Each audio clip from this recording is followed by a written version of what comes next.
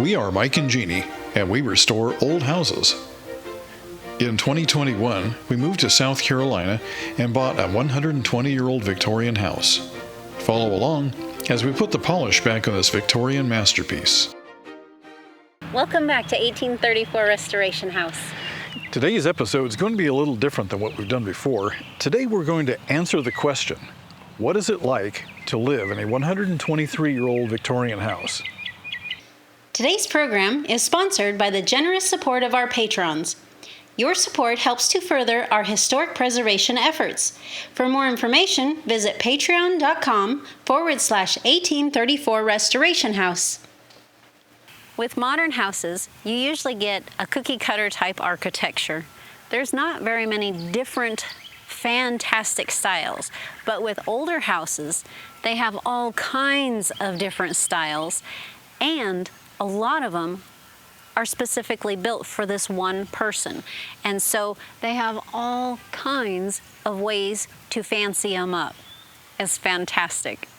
On modern houses, you're not going to see a large porch like this. It wraps around. It's fantastic. You can put furniture on it and sit back and enjoy the air in the summertime. It's wonderful to have such large porches, and most old houses have decent sized porches that you can actually sit on and relax. Really old houses, especially the kind that we like, tend to have really old electrical systems in them. Now, you might have cloth-covered wire and fuses, but if you're lucky, maybe you'll find a 20th century breaker panel.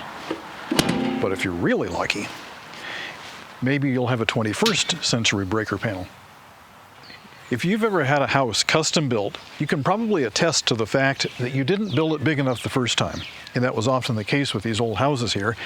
Oftentimes in the 40s, 50s, and 60s, they would build additions on, like what you see here and what you see there. Why? Well, this one never had a bathroom. This one never had a kitchen. And so, being that it's in the 20th century, you've got to have these things, and so they were added on. Old houses often have these, and sometimes there's something as simple as a closed-in porch.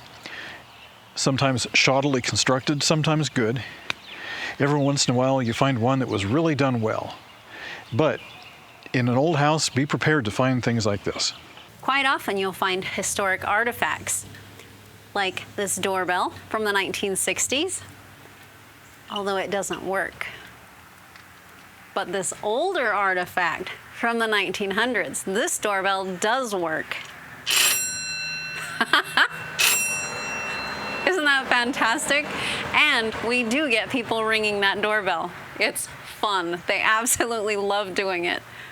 Heating and cooling in old houses can be problematic, especially in houses this old. Now, back in those days, it was very typical for them to put a boiler with radiators in the house, and that served really well to heat the house. In fact, it was a really great system.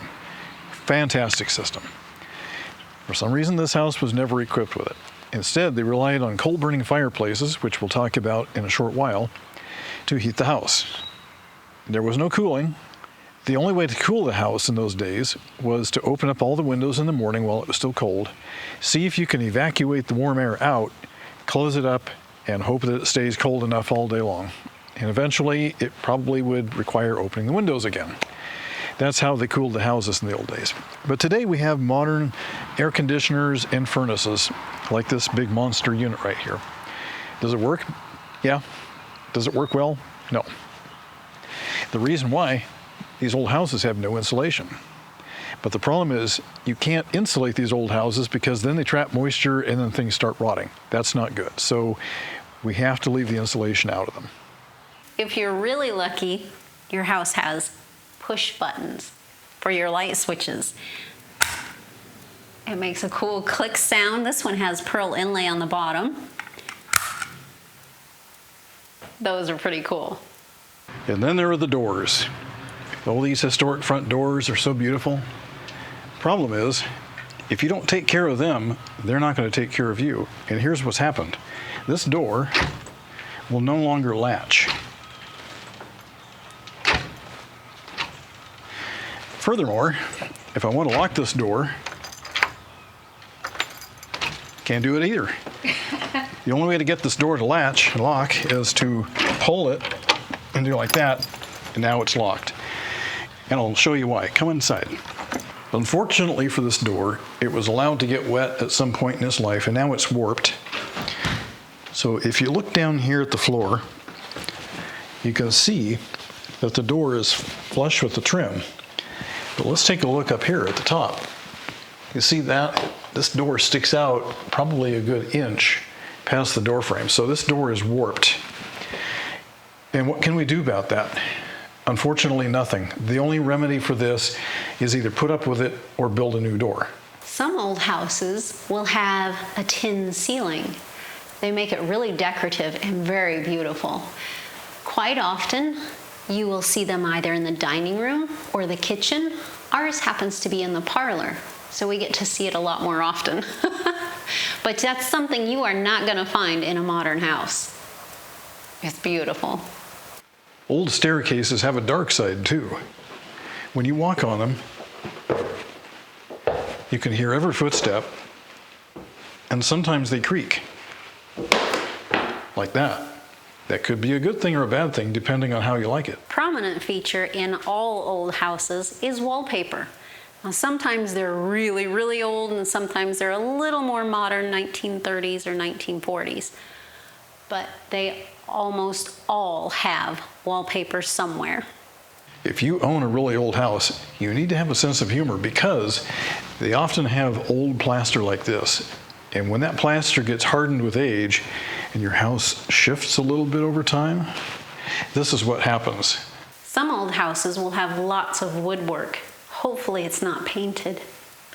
But look at all of this. There's lots of woodwork and details all the way around the foyer.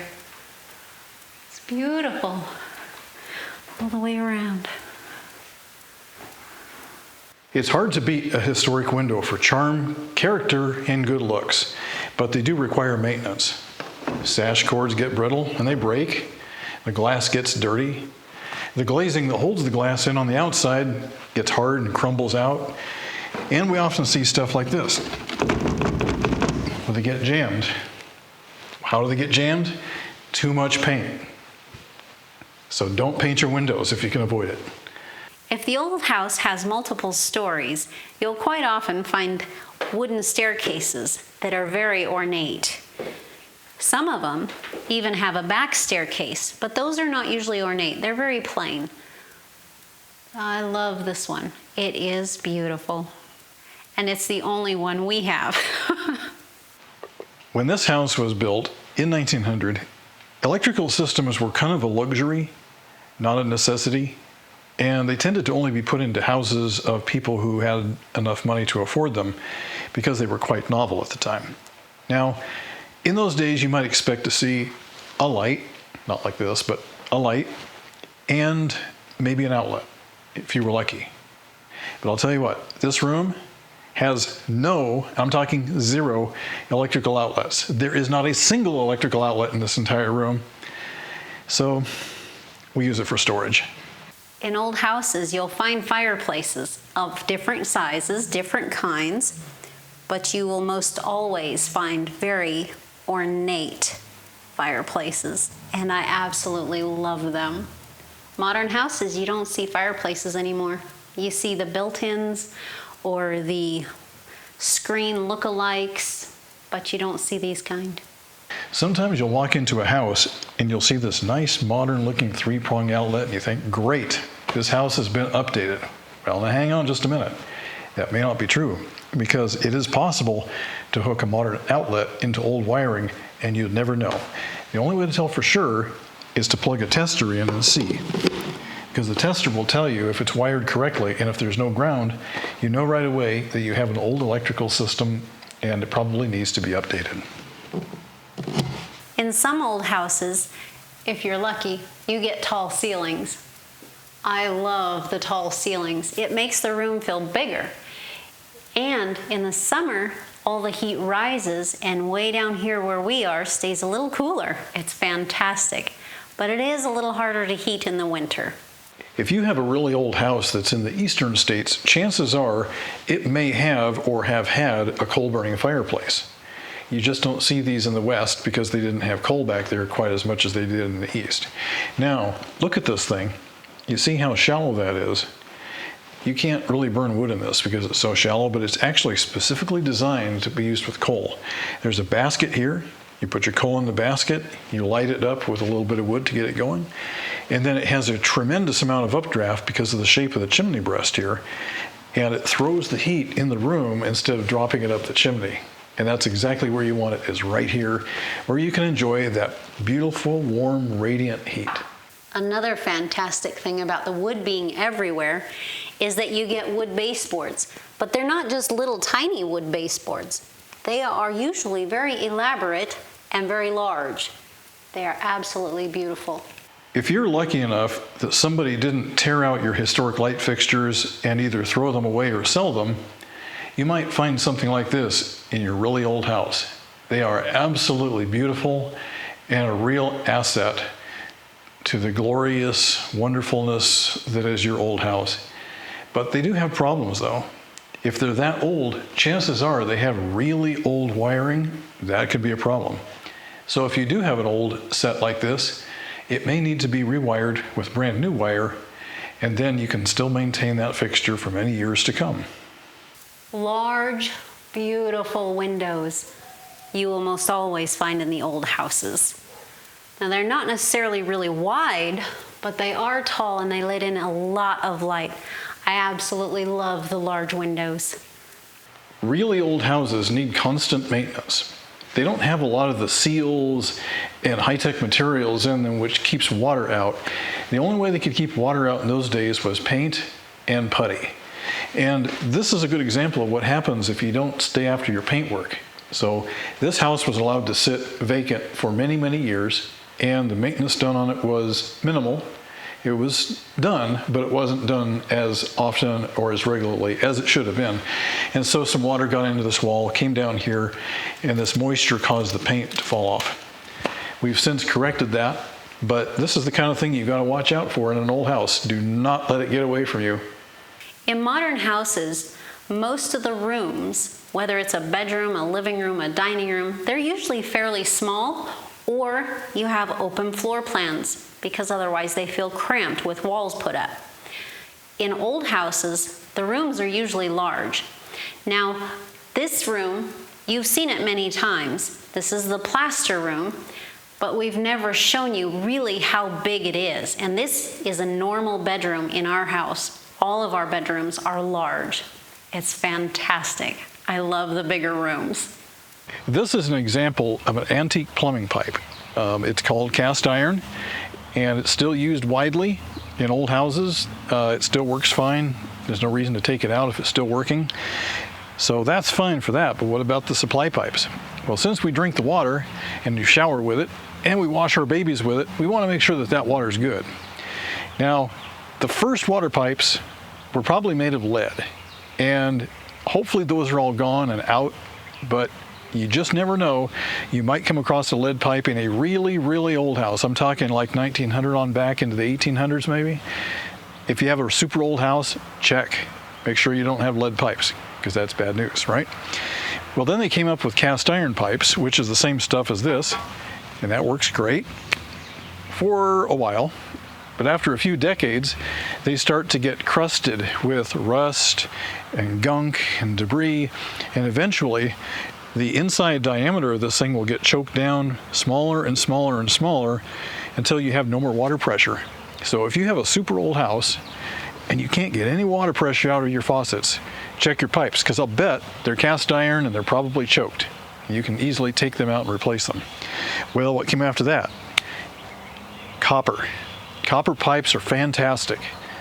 They are a bit expensive these days, but you can't beat a copper pipe for its utility, its taste for the water, and its durability.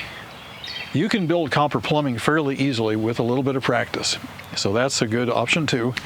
Later on came PVC pipe. Don't recommend that. I don't recommend CPVC either, because why? What happens when it gets cold? You break it, all right? So let's not use those. Nowadays they talk about using PEX pipe. Well, PEX is new. It's untested. We don't know how long this stuff will last. If you're living in a 150-year-old house and you put a pipe in there that's not been tested over a long period of time, will it still be working in 50 years, or will you have yourself a big flood? We just don't know. But I will tell you this, copper will last forever if you take good care of it and keep it from freezing. I would like to think that all old houses have real wood flooring, but they don't. Most of them do, though. And we absolutely love having wood floors throughout the entire house, upstairs and downstairs. They are fantastic and beautiful. Really old houses were designed to breathe, literally breathe. This plastic that's covering the window right here will actually puff out if I let go of it, and that's because the wind pressure from outside is pushing its way through the gaps around the window and pressurizing this space here. Now, we put this on to keep the heat in and keep the cold air out, but these houses do have to breathe. Our upstairs windows haven't been covered, and so we do allow that air exchange to go on up there because it's cold up there and we don't care about that. But they do have to breathe. And if you take an old house like this and you seal it up, right? They're always saying, seal up your houses, right? To save energy. If you do that though, the house will stop breathing, moisture will build up, and it will damage the house. And we don't want that. So we always want our houses to be able to breathe properly. In old houses, quite often you'll find little nooks and crannies, either where they can have a little sitting area or maybe a storage area or something that's useful, like an appliance of some kind, an ironing board or something like that. Our house has very few built-ins, but it does have one built-in that I really like. It is beautiful. In 1900, when our house was built, most people only had a few outfits, and closets were a novelty, but they were small. Before that, most people put their clothes either in an armoire or a chest or some kind of a cabinet, but closets are hard to remedy when they're too small. So you still have to use armoires or chests or drawers. Either way, you can find something to do with the little closets. Sometimes in old houses, you get old appliances as well. Now, if they look like they're in good condition, by all means, don't be afraid of them. Most of the time, from the 1950s or 60s, they were built to last. And they will probably outlast us, which is awesome because I hate having trouble with my machines.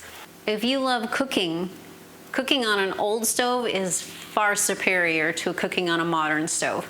They just have more power, and it is fantastic to cook on them.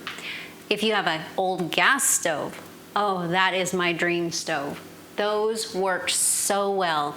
We used to have one, and I absolutely loved it. It was my favorite stove because that little flame, I could get it down so low that I could put a little tiny pot on it and it would melt the butter slowly, or it would melt the chocolate slowly, or whatever I wanted to melt. I didn't have to melt a whole big pot, just a little tiny thing, and it was fantastic. But I could also do my canning, turn that burner up, and whew, it worked fantastic. I loved it. Old appliances, for me, are the definite way to go. Along with the large baseboards, you're also going to find large crown moldings, and they are also made out of wood, not plastic or whatever else they may make them out of today. And they are beautiful, absolutely gorgeous. And finally, the last thing I'd like to talk about with living in old houses. Sometimes things can go bump in the night. Most times you can explain what they are. But every once in a while, something may happen that really makes you think about it. Living in an old house, if you're up to the challenge, there is nothing like it.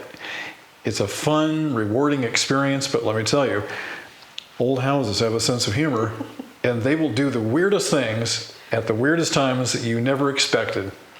But you just got to roll with it, and you'll be rewarded with some beautiful wood, beautiful architecture, and just a sense of history that you cannot get in a new house. It's an incredible experience. We love it. Well, thank you for watching 1834 Restoration House. Please leave a comment. Let us know, are you living in an old house? And what kind of quirky things do you get to see? Hopefully you've subscribed, because we look forward to seeing you next week.